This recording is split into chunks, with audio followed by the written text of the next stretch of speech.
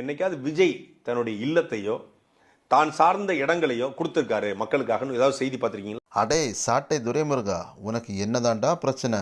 நீ ஒரு கேள்வி கேட்டல, அதுக்கு உங்கள் அண்ணன் சீமானே பதில் சொல்லியிருக்கிறாரு. தெளிவாக கேட்டுக்கோ.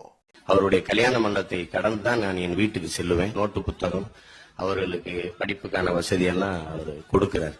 இந்த வீடியோ பார்த்துட்டோம் நீ எந்த மூஞ்சியை வச்சு தான் யூடியூப்பில் பேசுகிறியோ, உனக்கெல்லாம் வெக்கம் மானம் சூடு சொர்ணம் ஏதாவது கொஞ்சம் ஆச்சும் இருக்கா?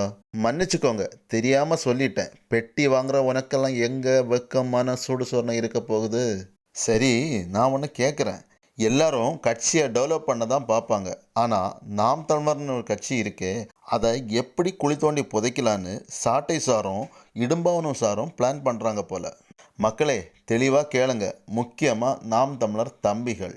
நீங்களே அவங்களோட யூடியூப் சேனலாக இருக்கட்டும், இல்லை ட்விட்டராக இருக்கட்டும், இல்லை ஃபேஸ்புக்காக இருக்கட்டும், எப்போவுமே விஜயை பற்றி மட்டும்தான் பேசுகிறாங்க. கட்சியை பற்றி 10 போஸ்ட் போட்டாங்கன்னா தலைவர் விஜயை பற்றி இவங்க 20, 25, 30 போஸ்ட் வரைக்கும் போடுறாங்க. இந்த எச்ச பொழப்பு உங்களுக்கு தேவையா?